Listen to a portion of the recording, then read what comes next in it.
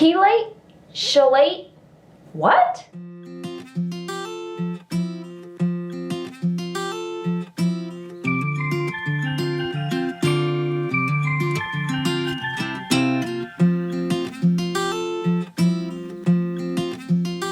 Hey there guys, welcome back to my channel, and if you're brand new here, hi, my name's Courtney, and I enjoy using tips and tricks from the curly girl method to basically make my hair look like this. Wavy, curly, you know, just the healthiest I can possibly make it. And today we are talking all about hard water, why it matters, and what you should do about it. First off, I'd really appreciate it if you'd subscribe and click that notification bell.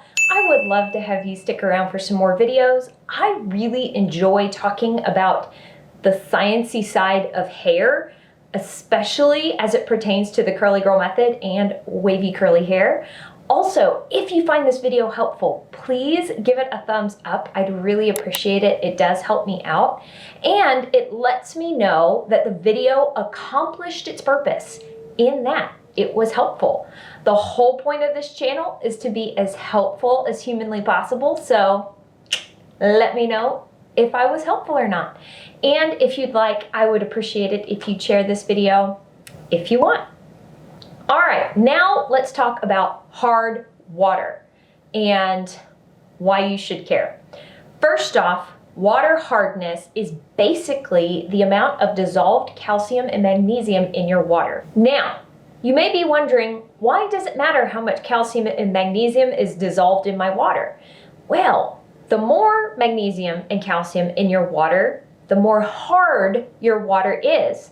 Water hardness can actually change the pH levels of your water, and this calcium and magnesium can build up on your hair over time. This isn't particularly damaging to your hair, but it will make your hair feel drier and rougher than it would without that deposit on your hair.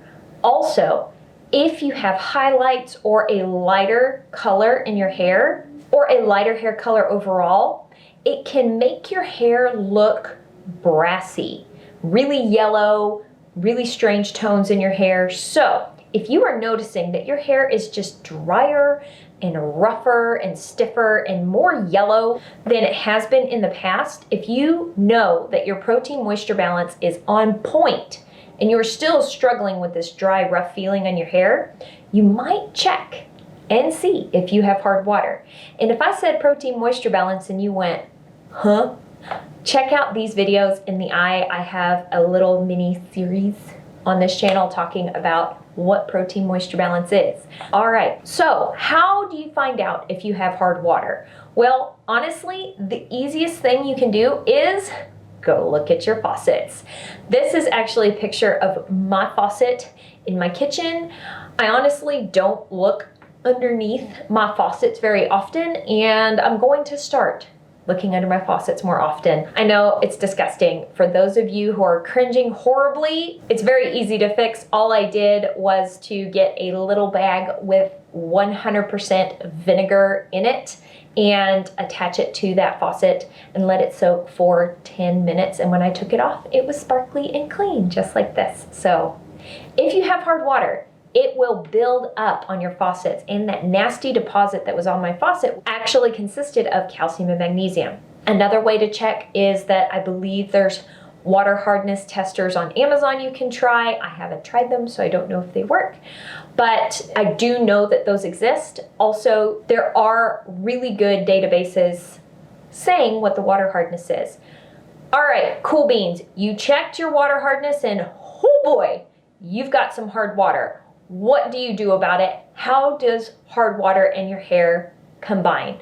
Well, there are actually shampoos in existence, especially formulated to remove these hard water deposits on your hair. They are called chelating shampoos or chelating shampoos. Pretty sure it's chelating, but could be chelating. These shampoos contain certain levels of certain ingredients that act like magnets for the calcium and magnesium. There's a bunch of these ingredients. I will write them all over the screen right here.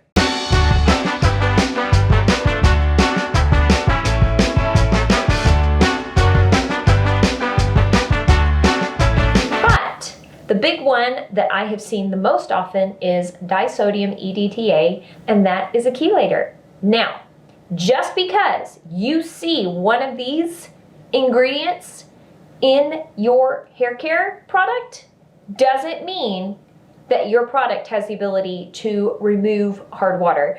For example, disodium EDTA is often used in conditioners, shampoos, things of that nature as a preservative. It has mild preservative effects, but in low concentrations, it does not have the ability to remove hard water buildup from your hair. It can only preserve the product and keep the nasties from growing in your conditioner or shampoo. So if the product does say hard water shampoo, then you know that the formulators of that product have put the effective concentration strengths of the chelating ingredients in their product so that it will be actually effective. You may be thinking to yourself, Courtney, you removed hard water buildup from your faucet with vinegar. Won't an apple cider vinegar rinse work perfectly to remove hard water buildup? You know, I'm not really sure about that. I have Googled that, and there aren't any really amazing studies saying, here we had a hair with hard water buildup on it. Here we did an apple cider vinegar rinse, and here's what the hair looked like afterwards. I don't know the scientific studies or the concentrations of vinegar that you would need to be using on your hair in order to get that hard water buildup off. It's possible that the concentrations of vinegar you would need to use would be just too strong for your hair, for the safety of your hair health. I don't have the facilities here to conduct those scientific experiments, but that would be something I would love to try someday if I ever have access to a lab. All right, so now you're wondering to yourself, Courtney, just tell me what shampoo to use. Which shampoo is actually chelating? Well, my personal favorite is the Ion Hard Water Shampoo. I buy it from Sally's. Another good option would be the Malibu Hard Water Shampoo. I will have both of those linked in the description down below if you are interested. But the Ion Hard Water Shampoo does count as chelating, and if you're curious to see exactly how I use that product, well, why don't we just run into my bathroom right quick and I will show you. Hey there guys, welcome back to my bathroom. Yes, my hair is incredibly greasy because I used a pre-poo in my hair. I had the Innate Life Rose Hair Elixir in my hair. Now I'm going in with the Ion Hard Water Shampoo, and I made sure to thoroughly saturate my hair. It was soaking wet.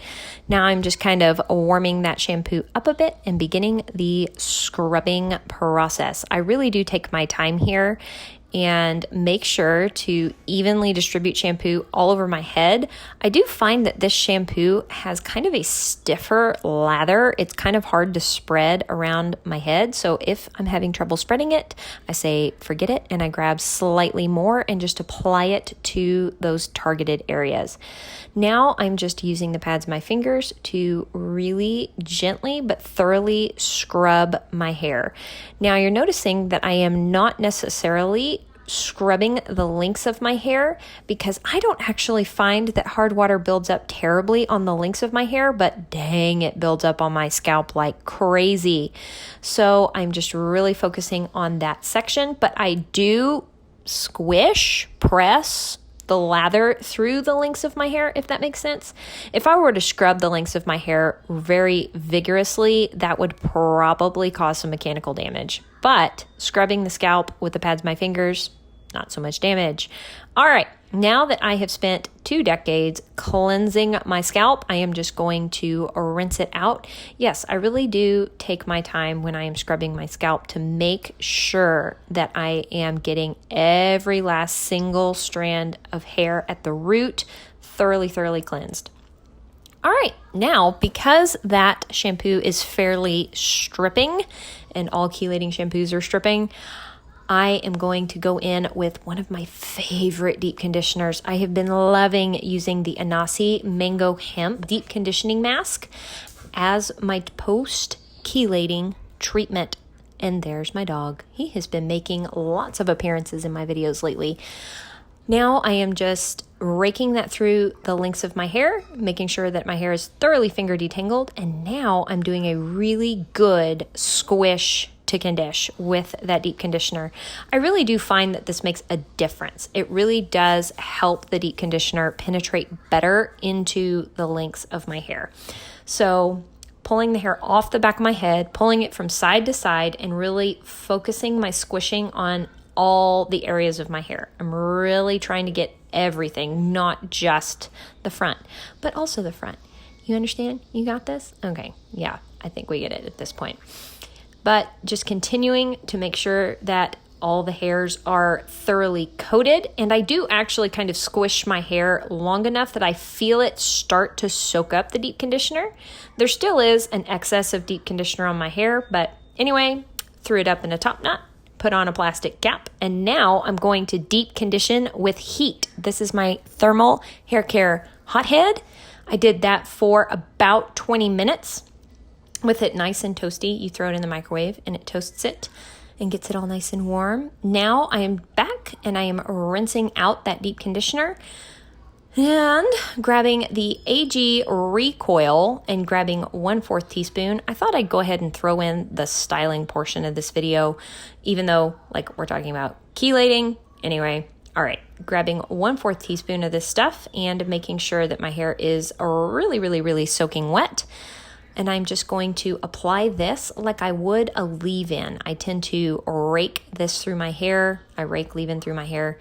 And once I've got it raked through and I know there aren't any tangles because I used my fingers, I could feel my hair. Now I'm just going to finish distributing the AG recoil through my hair with a brush. And I've been playing around with like pulling the hair off the sides of my face now. Anyway, I'm not really sure about that technique yet. Now I'm adding a teensy bit of water to my hair and doing a squish to condition kind of with the AG recoil. This is helping my hair soak it up. Adding enough water to my hair will make sure that the water helps carry the product to every single strand of hair on my head, if that makes sense. And right here, I'm standing up and really shaking the hair off the back of my head to make sure that nothing is stuck, and just squishing and squishing and squishing. To quote my husband, there's got to be a better way. Now I'm going in with the Curl Charisma by Briogeo. I've been really enjoying playing around with this gel. It does have some glycerin in it, but it also has a bunch of protein. I've been intrigued. Anyway, I'm applying it like I normally do. Glaze, rope, scrunch, more scrunching on the sides / back of my head. I'm really reaching all the way around in the back. If you don't feel like you're dislocating your shoulder, you didn't reach far enough. Really reach all the way around in the back, especially if you've been having trouble getting curl enhancement back there. All right, and again, I'm just kind of playing around with the stylers right now. Today, I decided to top everything off with the Harry's gel. I'm grabbing 1 teaspoon of the Harry's gel, and I'm going to apply that exactly like I applied the Briogeo. Just gonna glaze and scrunch, but first, I'm really gonna take my time warming that up in my hands. Just giving a good scrunch here to make sure that that gel is evenly distributed. I find that the water and everything in my hair helps carry the gel and helps it penetrate into the inner parts of the curl clump. Even though I'm not like grabbing each individual curl clump and coating it, doing my application method this way really works well. Are y'all bored yet? I really do apply my products this way. I really do take my time really scrunching in my hair. Thorough application on wash day actually helps lead to better wash day results and wash day longevity. Now I'm just giving one final good scrunch to kind of wring the excess product and water out of my hair. That's what my curl clumps are looking like. It's looking awfully good. All right, guys, I went ahead and threw in the bonus of how I styled my hair today. I'm feeling it. I like how my hair is looking. It might be a little bit weighed down. It does feel a little bit heavy to me, but I like it. And I'm not gonna lie, I haven't styled my hair in a week. So I'm really glad I was able to do my hair today. Two more things I would like to note here really quickly. Soft water actually has a slightly lower pH than really hard water. Hard water has a slightly higher pH. Yes, water is fairly neutral around 7, but just know that when there's more calcium and magnesium dissolved in your water and it's harder, it's going to have a slightly higher pH, and softer water, slightly lower pH. Well, what does that mean? Let's say you're washing your hair at home, you really know exactly how your hair feels when you're washing it, and then you travel, you go on a trip, you go somewhere where the water is really soft. You get in the shower, you start washing your hair, and all of a sudden you notice that your cleanser, shampoo, co-wash, whatever, foams up way more than it did before. And your hair feels so slippery, and you feel like you just can't wash all the soap off of you. You just feel so slick and slippery. Well, the water is probably softer in that scenario, and the reason it gives you that slimy, slippery feeling is that the pH is slightly lower.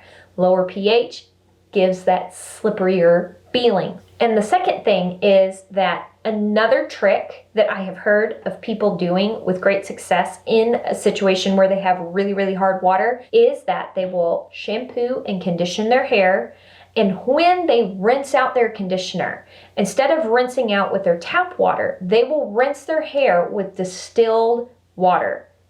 And that kind of a rinse on their hair doesn't allow for their hard water to deposit minerals on their hair, at least when they're rinsing their hair out. I personally haven't ever tried this because I feel like that would get kind of expensive with how much I wash my hair. I don't know, maybe it's not expensive. Maybe a 99-cent jug of distilled water is worth it for my hair.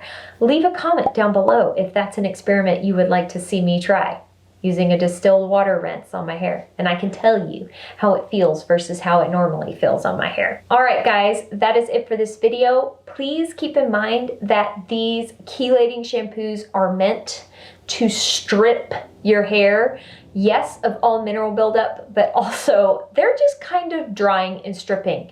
It is very important to deep condition your hair like your life depends on it when you use one of these chelating shampoos. All right, I hope this video was helpful, and I hope you're having an absolutely fantastic day, and I will talk to y'all later. Bye!